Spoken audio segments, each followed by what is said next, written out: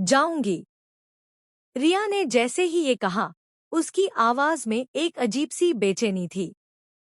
ऐसा लग रहा था जैसे वो सिर्फ एक मुलाकात नहीं, बल्कि अपनी पूरी जिंदगी का फैसला लेने जा रही हो। सामने खड़ी अनाया उसकी आंखों में छुपा डर साफ पढ़ पा रही थी। तू जा। वहां आया मेरे साथ है, अनाया ने हल्की मुस्कान के साथ कहा, लेकिन उसके दिल में तूफान चल रहा था। रिया धीरे धीरे पीछे मुड़ी। उसके कदम भारी थे। ऐसा लग रहा था जैसे हर कदम उसे उसकी खुशियों से दूर ले जा रहा हो। उधर हॉस्पिटल के कॉरिडोर में ओम खड़ा था।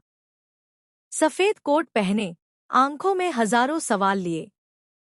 उसने जैसे ही रिया को जाते देखा, उसकी सांसें थम गई। ओम। बस इतना ही निकला रिया के मुंह से। ओम मुस्कुराने की कोशिश करता है, लेकिन उसकी मुस्कान में दर्द साफ दिखाई दे रहा था। ये मेरी जिंदगी का सबसे खूबसूरत दिन था, रिया ने कांपती आवाज में कहा।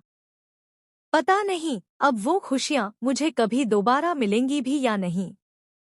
ओम ने उसकी तरफ देखा। उसकी आंखों में आंसू थे, लेकिन वो उन्हें छुपाने की कोशिश कर रहा था। ऑफ कोर्स मिलेंगी, डॉक्टर, ओम ने कहा। लेकिन अंदर ही अंदर वो जानता था कि शायद अब सब कुछ खत्म होने वाला है।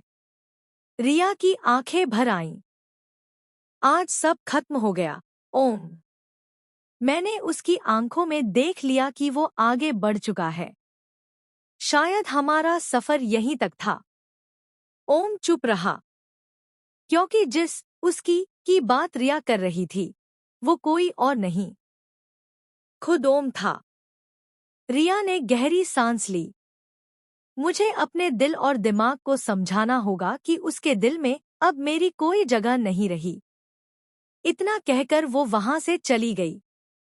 लेकिन जैसे ही रिया बाहर निकली, हॉस्पिटल के बाहर अचानक तेज ब्रेक की आवाज गूंजी। एक काली कार हॉस्पिटल के गेट पर आकर रुकी। कार से एक बुजुर्ग महिला उतरी। उनके हाथ में पुरानी फाइल थी और चेहरे पर घबराहट साफ दिखाई दे रही थी। डॉक्टर ओम कहाँ है? मुझे अभी उनसे मिलना है। नर्स उन्हें ओम के केबिन तक लेकर गई। जैसे ही ओम ने उस महिला को देखा, उसके चेहरे का रंग उड़ गया। आप यहाँ? महिला की आंखों में आंसू आ गए। अब और झूठ मत जियो, ओम। रिया को सच जानने का हक है। ओम घबरा गया। प्लीज, अभी नहीं। लेकिन तभी दरवाजे के बाहर खड़ी रिया ने सब सुन लिया। उसके कदम वहीं रुक गए। कैसा सच? कमरे में सन्नाटा छा गया। रिया अंदर आई और उस महिला की तरफ देखने लगी। महिला कांपती आवाज में बोली, जिस आदमी को तुम अपना दुश्मन समझ रही हो, जिसने तुम्हें छोड़ दिया, वो तुमसे दूर इसलिए गया क्योंकि वो मर रहा है। रिया के हाथ से उसकी रिपोर्ट्स गिर गईं। क्या? ओम ने नजरें झुका ली। रिया, मुझे ब्रेन ट्यूमर है, लास्ट स्टेज। रिया की दुनिया जैसे वहीं रुक गई। नहीं, ये झूठ है। काश झूठ होता, ओम मुस्कुराया। मैं नहीं चाहता था कि तुम मेरी वजह से टूटो।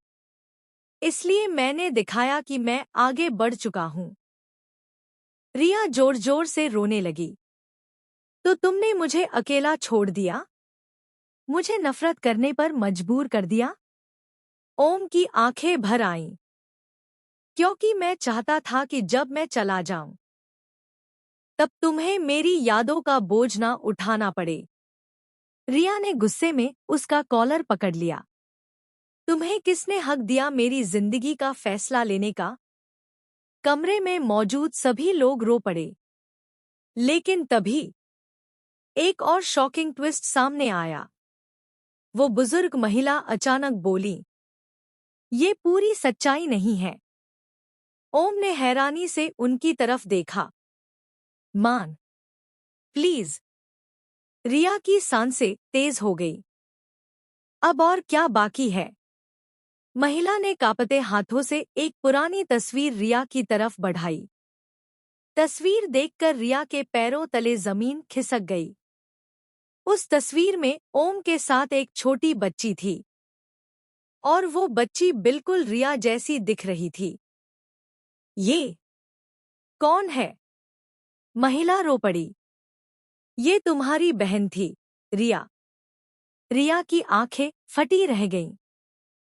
लेकिन मेरी तो कोई बहन नहीं थी। महिला ने सच बताया। सालों पहले तुम्हारे पिता ने पैसों के लिए अपनी एक बेटी को अनाथालय भेज दिया था। वो बच्ची ओम की बहन थी और उसकी मौत के जिम्मेदार तुम्हारे पिता थे। रिया का दिल जोर जोर से धड़कने लगा। मतलब ओम मुझसे प्यार भी करता था और नफरत भी? ओम की आंखों से आंसू बहने लगे। मैं तुमसे नफरत करना चाहता था, लेकिन नहीं कर पाया। जितना दूर जाने की कोशिश की, उतना ही तुम्हारे करीब आता गया। रिया पूरी तरह टूट चुकी थी। उसे समझ नहीं आ रहा था कि वो ओम से प्यार करे या अपने पिता के गुनाहों के लिए उससे माफी मांगे। लेकिन कहानी का सबसे बड़ा झटका अभी बाकी था। अचानक हॉस्पिटल की सारी लाइट्स बंद हो गईं। चारों तरफ अंधेरा छा गया और उसी अंधेरे में किसी ने गोली चला दी। धायन। रिया चीख पड़ी। जब लाइट्स वापस आईं, तो ओम जमीन पर गिर चुका था। उसके सीने से खून बह रहा था।